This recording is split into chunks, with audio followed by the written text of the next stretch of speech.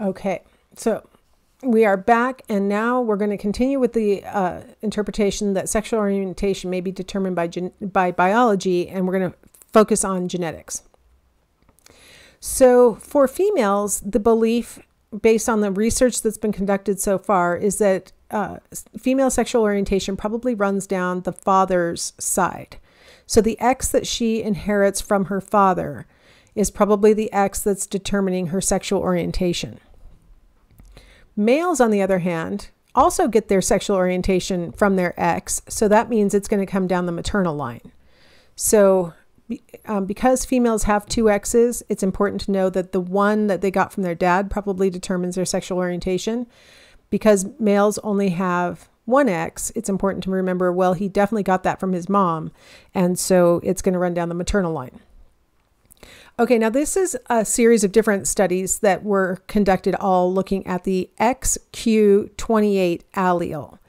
And what they're looking for is whether there's anything different on the X chromosome of men who identify as gay in these studies versus men who do not. And so the one on the far left that is labeled Hamer et al. Was the first study conducted on this question. And so the remaining ones, Hu et al., Sanders et al., and Rice et al., those were conducted as attempted replications of the original study. And on the far right, you see it says combined. So if we were to average out the effects from all of the 4 studies that have been conducted so far, that's the pattern that we would get. So what we see is that the researchers have been finding, with the exception of Rice et al., that did not find any difference between gay brothers and their heterosexual brothers. The other 3 studies all found that the brothers who were gay shared a particular marker on their X chromosome, the XQ28 allele. Very few of them did not share that allele. The ones who shared a sexual orientation tended to share this allele. So the pairs of brothers who were both heterosexual had this same marker. The pairs of brothers that were both gay had the same marker. When we had one brother who was gay and one brother who wasn't, they didn't share the marker. So what you're seeing in these bars is when they were only looking at matching pairs, so both gay or both straight. And so the idea here across the 3 studies that found a difference, and overall what we're looking at is the possibility that this marker on the X chromosome may be the quintessential factor that determines whether whether men are gay or not. That you would only need this one chromosome with this one marker to determine sexual orientation. Now, a lot of things that are genetic are not caused by a single gene. So it's possible that it's going to turn out to be a more complex interaction, what we call polygenic, where it takes more than one gene to produce the outcome. So it may turn out that there's more to it than just that one X chromosome with that allele. But these studies, the first 3, Hamer, Hu, and Sanders, all provide evidence that having a particular marker seems to be associated with being straight, having a different marker seems to be associated with being gay. Now, here's something interesting. So remember back at the very beginning when I showed you that on the, being a 6 on the Kinsey scale, about 3 to 4% of males are categorized there, and about 1 to 2% of females are categorized there. And they categorize themselves, just by the way.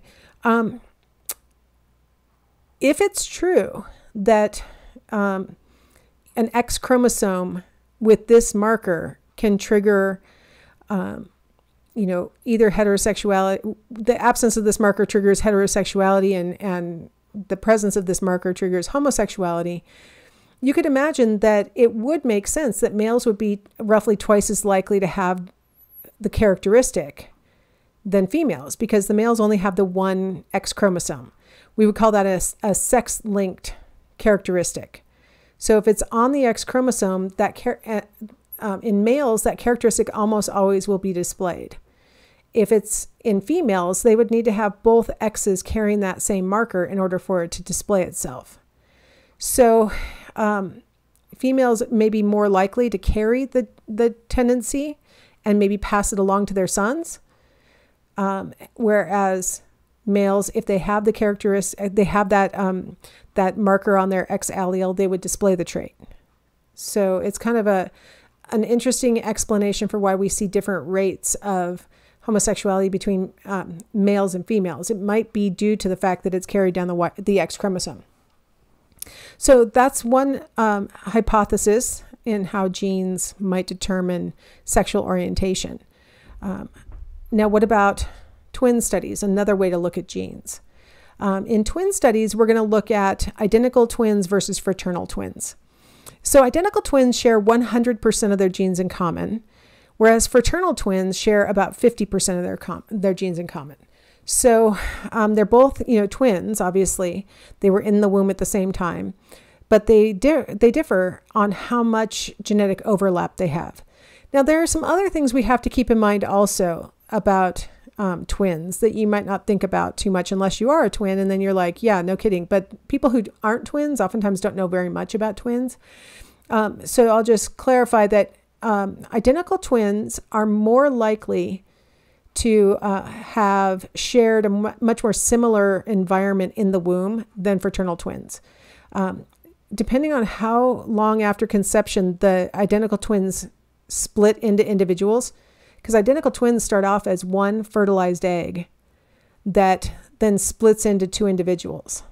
And if that split happens early enough, those two individual, little blastocysts will each independently embed in the uterus, and that those twins will grow in separate amniotic sacs with their own placentas and like that. But if they split just a little bit later, they're going to share a placenta. They might be in their own amniotic sacs, but they're going to share a placenta, which means that the nutrition that's coming from mom, the oxygen levels coming from mom are going to be much more similar for those two twins. Also, if mom gets exposed to any kind of what we call teratogens, we're going to talk about this more when we talk about pregnancy, but teratogens are things in the environment that can alter the developing fetus. And so if you share the same placenta, it's more likely that you would be both exposed to that same teratogen. And so the uterine environment is much more similar for identical twins. Sometimes they'll even have the same placenta and be inside the same amniotic sac. So they're not only experiencing the same information from the placenta, but they're also swimming in the same amniotic fluid, and they can touch each other, and they just have a very similar environment throughout gestation. Whereas fraternal twins, they always have their own placentas, and they're always inside their own amniotic sacs. So their environments are less similar to each other than most identical twins, most identical twins have at least a placenta in common, if not a placenta and amniotic sac. So keep in mind that this, as I'm talking about twin studies, that we're talking about the part of the explanation that might be attributable to genes, but never forget early environmental exposure also could be playing a role. Because when we look at the percent who report that they are both homosexual, okay, you gotta follow this for a second, because this, if you just read my chart without having, heard how the labeling goes, it can be kind of confusing. So what we're looking at is we're interviewing one member of the twin pair, and they're telling us whether their identical twin is gay, okay, or if their fraternal twin is gay, or if their adopted brother is gay, or if their identical twin sister is gay, if their fraternal twin sister is gay, or if their adopted sister is gay. Okay, so that's what we're looking at. So we've got brothers of gay men on the left, sisters of lesbian women on the right. And then we're looking at what sibling relationship they actually have with the person. They're an identical twin, a fraternal twin, or they're an adopted brother. You'll notice we left out the regular siblings on this chart. All right, so we have the percent who are also homosexual on the y-axis. And so what you'll notice for males is that if a man's identical twin brother is gay, there's a 52% chance that that man is also gay. For women, it's a little bit lower, 48% chance that if their identical twin sister is gay, that they will also be gay. But that's our highest rate of matching on that is 52% and 48% for the identical twins. So if you share 100% of your genes in common, that's the most likely situation for you to also share a sexual orientation with your twin. If you're fraternal twins, you only share 50% of your genes in common. And for fraternal twins of gay men, 22% of the time they're also gay.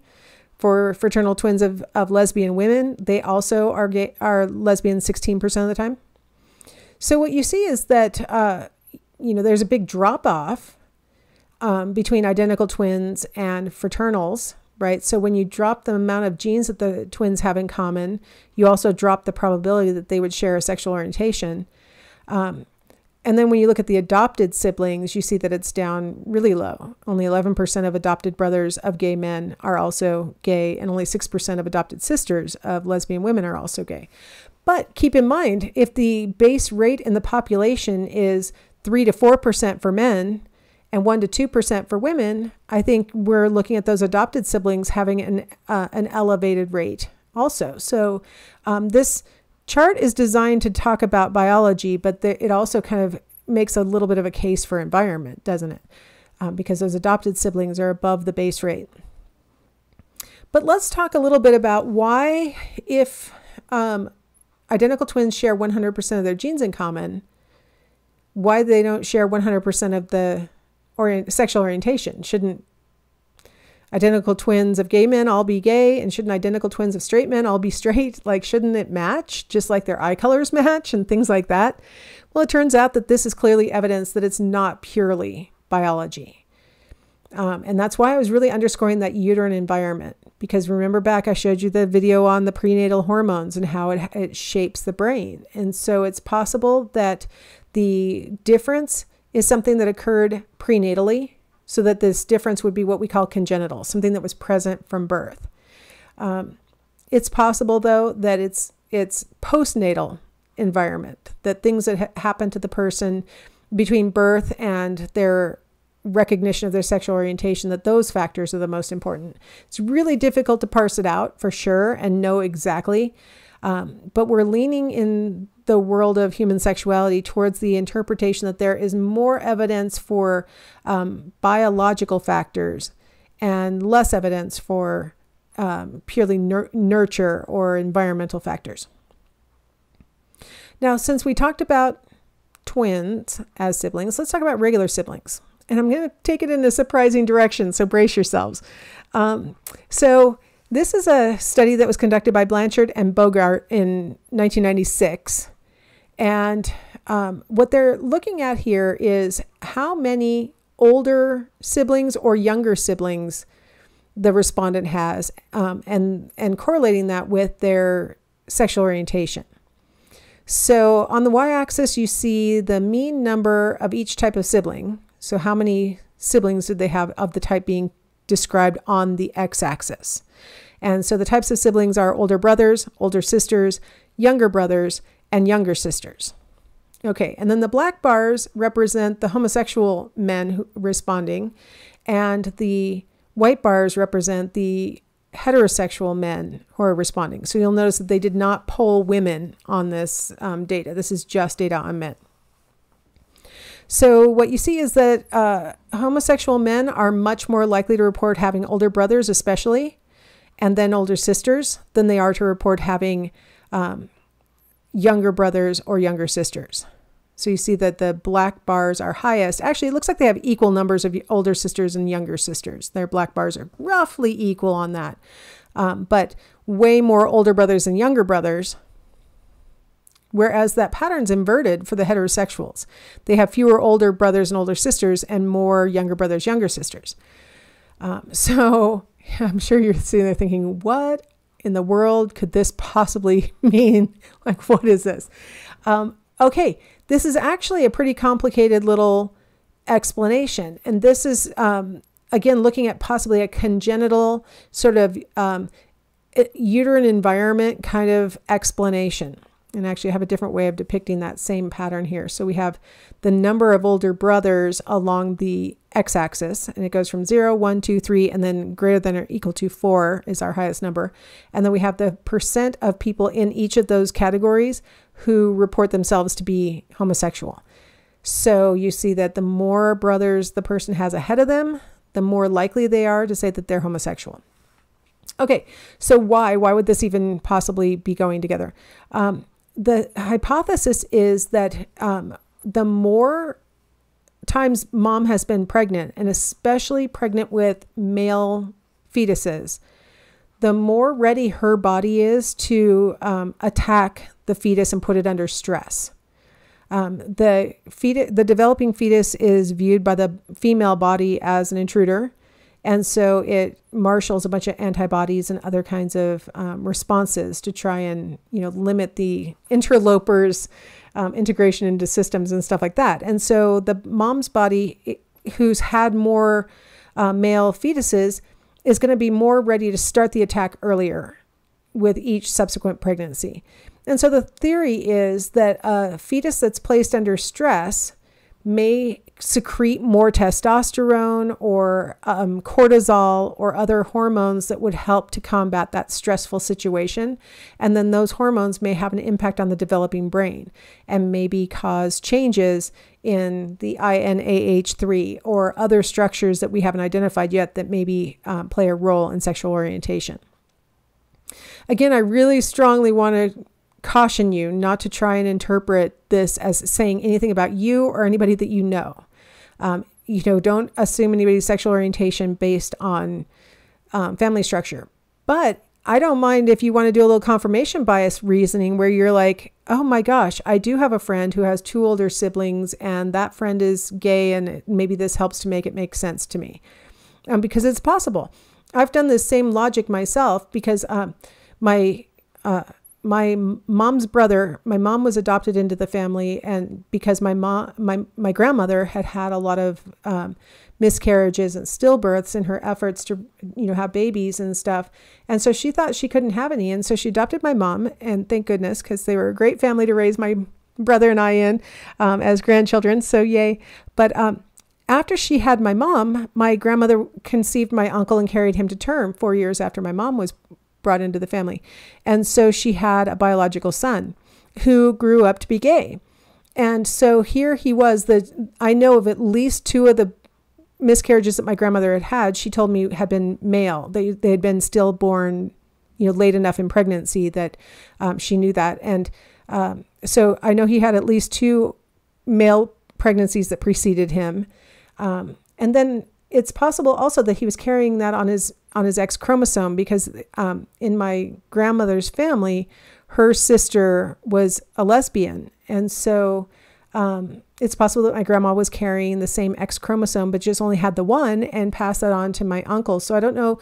It could, both of these biological explanations kind of fit him, right? It could be the older siblings, maybe, and my grandmother having miscarriages. It seems like maybe her body was attacking, the fetuses and possibly. And then also it's possible that she conveyed an X chromosome with that allele on it. And so it's, these biological explanations. I know for me, looking at my own personal family experience, you look at them and say, well, this would explain things. Like this makes some sense. And so it's kind of interesting to see these kinds of experiences or things described very well in the data. So hopefully you guys are having those kinds of experience. Now, if you're curious, well, what about for women? Well, Bogart by himself later in 2003 attempted to do the same exact design with women and found absolutely no sibling effect for women. So it does not explain women who are 6s on the Kinsey scale or even women who are 4s and 5s. What we will notice in the research on sexual orientation is that female sexual orientation is a lot more difficult to line up with any kind of existing theory that might explain male sexual orientation. So it seems to be sort of a different case. Okay, that's a good place to stop on the biology, and we'll come back in the next segment and we'll talk about the theories that attempt to explain sexual orientation as a function of socialization.